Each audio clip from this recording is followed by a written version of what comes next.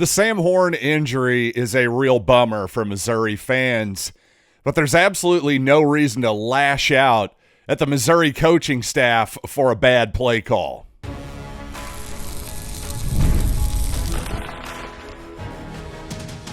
You are Locked On Mizzou, your daily podcast on the Missouri Tigers. Part of the Locked On Podcast Network, your team every day. Hey, all you true sons and daughters, I'm John Miller, your Mizzou mafioso, and the central scrutinizer of Missouri Tigers football and basketball, and of course talking about the injuries to Sam Horn and Blake Craig, and also some possible solutions if Missouri needs help on the offensive line for the rest of the season. Also some thoughts from an interesting week one, of course the rest of the week one beyond Missouri yesterday, a real interesting week in college football, of course. Before I start the show, I want to remind you today's episode is brought to you by Gametime. Download the Gametime app, create an account, and use code LOCKEDONCollege for $20 off your first purchase. And on Friday morning after the Missouri game on SEC this morning on the SEC network, Eli Drinkwitz was talking with those gentlemen and said that, quote, Sam Horn is going to be out an extended period of time. Still nothing official on him or Blake Craig for that matter, but Drinkwitz also used the word significant when describing Blake Craig's injury. I will say this, I've seen a bit more optimism on the Craig side that he could possibly return late in the season. He's going to have a procedure, and they're going to kind of find out after that. So we may get some more specifics here in the next few hours and the coming days here. But as of right now, I wouldn't exactly hold out for a lot of great news on either. Though, again, with Blake Craig, the Missouri place kicker, I'd say a little bit more optimism that he could potentially return at the end of the season. Now, I will say this. I thought it was pretty odd that I've seen a lot of people, some fans, and specifically Bill Pollock, who works over at Learfield, has his own podcast as well. You can find him on X at Missouri Sports. He says on his X feed, he says, let's have a quarterback competition, then run one of them out of a gimmick formation on the 8th play of the season. That injury is all on Drinkwitz and more. Ridiculous call, #MIZ. Well, I have to say I disagreed with this pretty strongly. In fact, I pointed out that this is almost certainly the first hit that Sam Horn has taken in the year 2025. And in fact, I don't know when the last time Sam Horn actually took a hit on a football field was. I'm not even entirely certain that it's happened during his time at Missouri when you consider the limited amount of passes and snaps that Horn has taken in his career. But regardless, at some point, you're going to be put into danger on a football field. If you don't have live bullets, well, we don't know. If they're not firing, well, we simply don't know how good you actually are, especially at the quarterback position. A position that, again, the reason I said Sam Horn has probably not been hit until that unfortunate injury this season is because, well, not only is he recovering from Tommy John surgery, but also, hey, all the quarterbacks are in the please don't touch me, bro jersey. That's just simply how it goes. That's been the modus operandi at the quarterback position for as long as I've been following the sport, quite honestly. And by the way, this idea that, well, you can only get injured as a quarterback, or even more importantly, you're more likely to get injured on a quarterback keeper, that type of thing. I just frankly just have never seen the evidence for this. And really, here's a good example right here. Let's look at Bo Pribula, who could have easily gotten injured on this particular play. Let's bring it up here. You'll notice Donovan Olubade on the left side of your screen going at motion here. I point that out because let's look at the guy in white for UCA on the left side of the screen. What does he do at the snap? Well, he's blitzing. It's a cornerback blitz. Now, the reason that's significant is because the entire play, you'll notice, flows to the opposite side, but Bo Pribula keeps the ball. Unfortunately for him, that just takes him right into the cornerback blitz here. unfortunately, he jumps into the air and avoids what could have been a real disastrous hit for Bo Pribula. It really could have been. Let's zoom in on Bo here one more time. I know my mother in particular hates when I do these things over and over again, so I'll just run it one more time for you. Let's just see Bo take a nice hit here. Jumps into the air and just slams his back and head on the ground. Looking like he's having a lot of fun in life at that particular moment.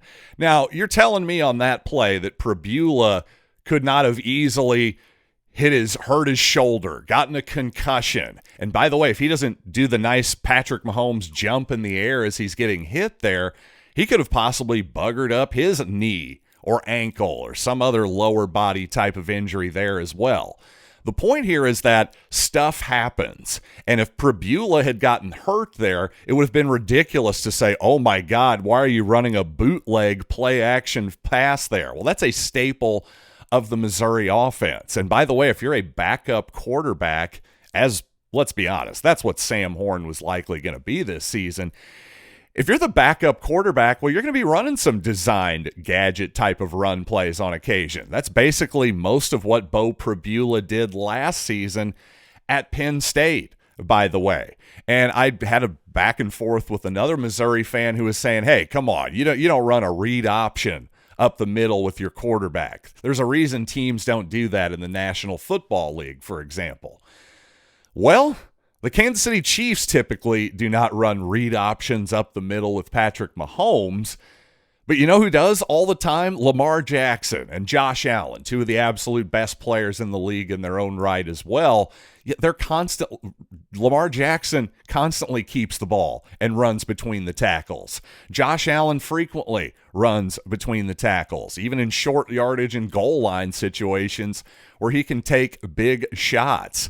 And to that point, I think the reason, the Kansas City Chiefs have abandoned the quarterback sneak, Patrick Mahomes had a knee injury on that particular play that kept him out for a few weeks. And it's really important to note something here about Sam Horn. This is the first time he's been injured playing football. All of his other injuries were because he was a pitcher. That is significant. So, again, the idea that Sam Horn should never take a hit or something, that just doesn't make a whole lot of sense to me. I just don't understand the people who are trying to blame the coaching staff here. If Bo Pribula, again, if he would have gotten injured there, as he very easily could have, fortunately he didn't, would people have blamed the play call there? I don't think that they would have, but the point here is, hey, if you're gonna roll out, if you're gonna have a bootleg type of play, well, there is a danger there that, yes, you could have a blindside defender there that could come unblocked, and you're not going to see him coming. And that's what happened there. Fortunately, Missouri got away with it. But if Pribula had gotten hurt there, I certainly wouldn't have blamed Eli Drinkwitz or Kirby Moore for calling a play-action pass. Now, I'd say it was mostly all systems go outside of the injuries for Missouri on Thursday night, but of course the pass protection left something to be desired. Might there be some solutions to those possible problems that I can provide? Yes, let's be solution-oriented people. Let's not just complain, and let's not complain about, the hassle of finding tickets at the last minute either, because college football is back, and of course I couldn't be more excited. But what I'm not excited about is trying to hassle through a bunch of ticket scalpers. So that's why I use Gametime, the app that gives the advantage back to fans. It's the easiest way to score last-minute tickets at the best prices with no surprise fees. And, you're not going to get any real low prices on the Missouri-Kansas game, that's for sure. But, hey, you can still get great prices on Major League Baseball, and you're not going to find any better prices on that Missouri-Kansas game. That at Gametime, that's for sure. And by the way, I love zone deals. If you're not particularly picky on where you sit, but you've got a general idea, man, that's really going to save you a lot of dough. So take the guesswork out of buying college football tickets with Gametime. Download the Gametime app, create an account, and use code LOCKEDONCollege for $20 off your first purchase. Terms apply. Again, that's promo code LOCKEDONCOLLEGE for $20 off. Swipe tap, ticket. Go and download Gametime today. And once again, a quick request to help make Locked On podcasts even better. We've got a survey for you. Tell us what you like, what you don't. Go to lockedonpodcast.com/survey to get started. And everyone who completes a survey will be entered for a chance to win one of 10 $100 Amazon gift cards. Again, that's lockedonpodcast.com/survey. And you can also find the link in the show notes. And speaking of solutions, not just the offensive line, but what if Missouri, has a new place kicker as well? And that certainly seems like that's going to be the case at least for a few weeks, if not for the rest of the season. Now, the good news here is that Robert Meyer, a guy that really I didn't know anything about until the last few days or so, he looked fine in limited action for Missouri, made all 5 of his extra points after Blake Craig left the game with injury. But notably, a preferred walk-on was Meyer, and a guy who I was reminded by my friend Blake, yes, a top 10, top 15 type of high school ranking as a place kicker. Now, I did have to chuckle at that a little bit, as if the idea that high school place kicker rankings have a lot of predictive value. But to the point, hey, maybe Robert Meyer will just be awesome. Who the heck knows? Maybe he is Lou Gehrig. You never know, to Blake Craig's Wally Pipp. And that's not to be an insult, because I'm bummed out about this. Obviously, I feel like I've been as big of a supporter as Blake Craig as there's been out there. I've been a believer, and I was feeling like my belief in him was really starting to pay off at the end of last season. And, the beginning of this one, too. A great start to the season for Blake Craig, unfortunately, just took a negative turn. Hopefully we're going to get some good news on Blake here in the coming days. But again, when it comes to solutions, if Missouri is not as confident in its place kicker, perhaps it's a problem. Again, hopefully Robert Meyer goes out there and balls out, but you never know. So is the solution there maybe simply to go for it on 4th down a little bit more, to be more aggressive in situations where you might have a 45-yard field goal attempt, but hey, it's 4th down and 2, 4th down and 3. Maybe we should go for it. I'm always of the mind, hey, in that type of situation, if it's 4th and 1, 4th and inches, yeah, let's go for it. But hey, obviously the farther away that gets, and the most obvious statement of all time, it's harder to pick it up. And I'll just say this, I'm not the only person who has made this suggestion or had this general thought as well. So to all of you who are having this thought too, I will just say that's not really Eli Drinkwitz's modus operandi. He's typically not super aggressive on 4th downs, which has become the trend, obviously, in football over the last few seasons. And I will say this, even though it is the trend, I'll point out that Andy Reid, one of the greatest coaches of all time, also not real big on he's a big take the points guy, let's put it that way. And it helps, to take the points when you're pretty confident you're going to get the points. Obviously, Harrison Butker's is a longtime NFL veteran now, who's been about as reliable as there's been the last 5 to 10 seasons, whatever it's been.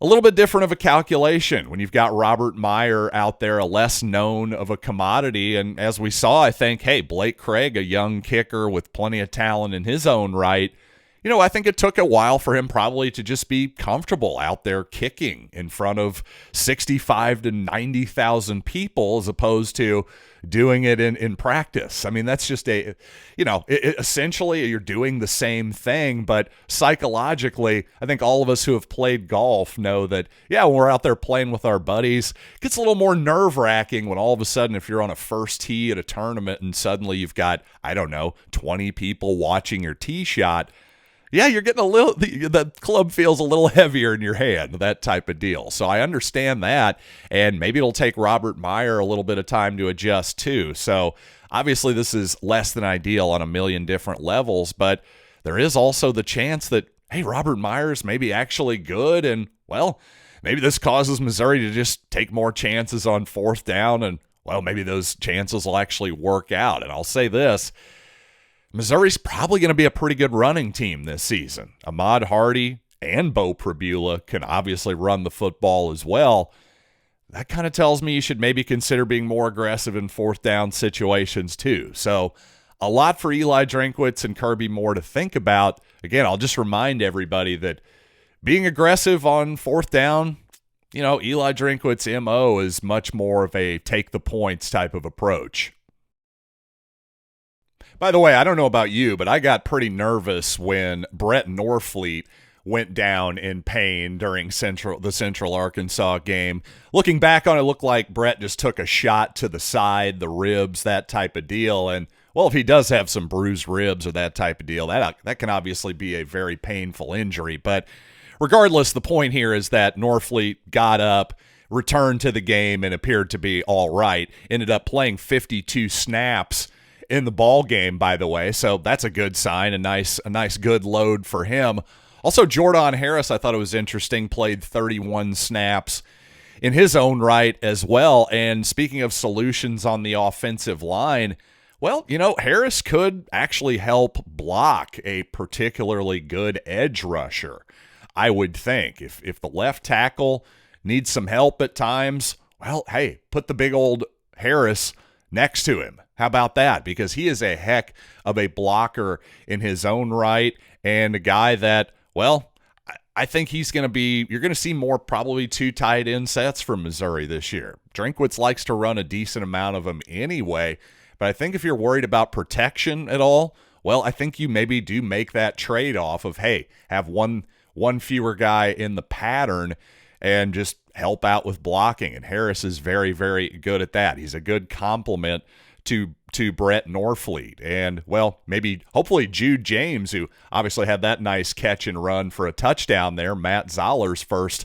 touchdown pass of his career as well. Hopefully he's more of the Brett Norfleet type in the future. But obviously the real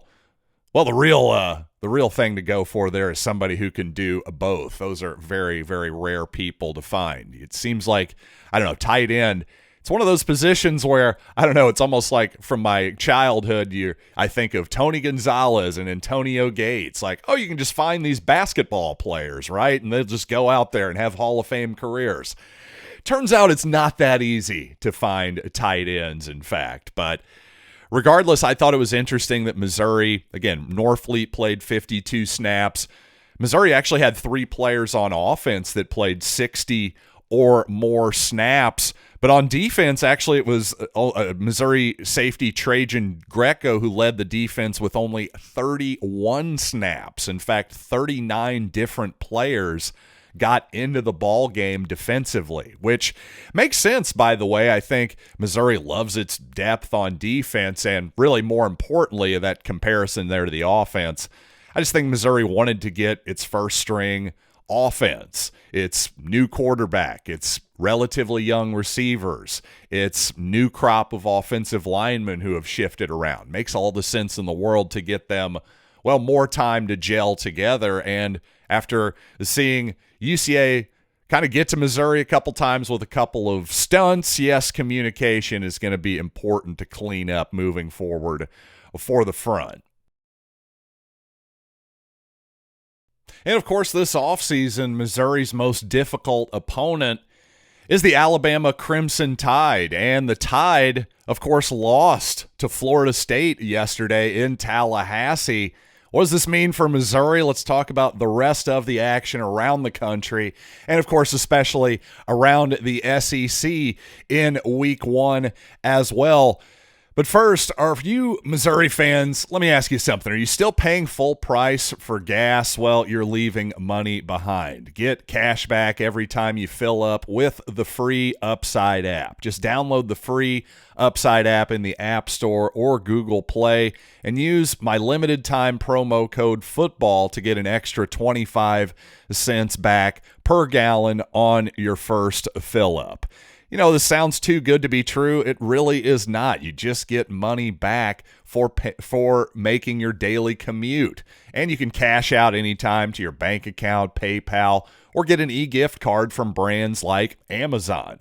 So don't let this offer drive by. Download the free Upside app now using my promo code FOOTBALL for a limited time for 25 cents per gallon bonus. That's promo code FOOTBALL. Offers vary by user and location. Go to upside.com for terms and conditions.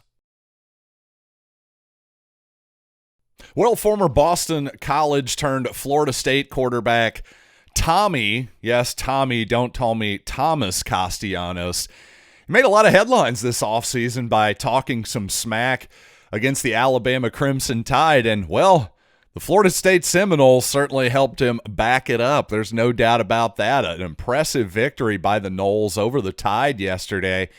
And from a Missouri fan's perspective, hey, I think I thought the Tide were going to be about an 11-point favorite, or excuse me, a 13-point favorite. Was that my guess? Yeah, I guess 13.5 all the way back in June for my Guess the Line segment. I got to say, I might have to knock that one down a few points after that game. And really my first takeaway is that, oh yeah, not a huge shock that Florida State, so many people were focusing on their 10-2 season last year. Well, it was just 2 seasons ago that Florida State just famously, of course, missed out on the college football playoff. So the idea that the Seminoles, who have won, 3 national championships in the last 40 some odd years or whatever, the idea that they could have a huge bounce back season is not exactly a huge shock. But I have to say it was pretty shocking to see Alabama's front, their offensive line in particular, look a little porous. I thought the pass protection for Ty Simpson was not great. And the thing was, I thought Ty Simpson was fine. Of course, people are going to talk about the new quarterback, as we Missouri fans know all too well. I thought Simpson was okay when I watched the game. I was just really kind of shocked at how Alabama seemingly just abandoned the running game in the second half. That was a real shocker as well, and that defense just didn't look quite as fearsome as I was led to believe in the offseason. So I think the big takeaway is Florida State seems to be back, but at the same time, man, that was a performance by Alabama that was truly concerning. I don't know that you can say that they're a college football, I don't know that you can say they're a national championship contender right now, which a lot of the projection systems this offseason would have led you to believe. Suddenly that game, I think, just got a lot more interesting. Missouri, a team that has won 11 straight games at home, by the way, according to Cole Kubelik. That's the longest home winning streak for the Tigers in 80 years. So the Tigers very confident at home right now. Alabama maybe lacking a little bit of confidence, hopefully. Hey, still a few weeks away, but obviously this is an encouraging sign for Missouri. And around the rest of the country, obviously Auburn, another Missouri opponent, with a nice win at Baylor. I thought Jackson Arnold played well, of course, the former Oklahoma quarterback. I will say that defense, especially the pass defense in particular for Auburn, needs some work. So, a lot of teams, I'd say every team I watched, had some holes, had some stuff they got to work on. Hey, it's week 1. There's no preseason in college football, so this is not exactly a huge shock, though I will say I thought LSU beat Clemson yesterday. I ended up picking LSU in our preseason SEC squad show to win the league, and I thought LSU looked every bit the part of an SEC contender yesterday. That's a good Clemson defense. I know it wasn't the highest scoring game in the world, but I thought, LSU needed to win that one, needed to get that week 1 monkey that they've had the last few seasons off of their back as well. By the way, I'd also point out Louisiana, the Ragin' Cajuns, who the Tigers are playing very soon, lost to Rice. That was a surprising result for me. Maybe the Ragin' Cajuns aren't quite as sneaky of a team as I thought. That's one reaction I had. Also, according to Chris Gordy, I didn't see any of the Mississippi State Southern Miss game, to be honest with you, but according to Locked On SEC's Chris Gordy, he said Mississippi State was impressive. Blake Shapen, the quarterback, looked solid, and the Booth Bothwell backfield is strong. Again, I'll just have to take Chris Gordy's word for that one, and I will. Chris Gordy is a smart guy, so I'll just share that with all of you there. Also, Temple, by the way, UMass, probably the most boring homecoming opponent in the history of Missouri football, is getting even more boring. Temple, by the way, just absolutely thrashed UMass in its opener, 42-10.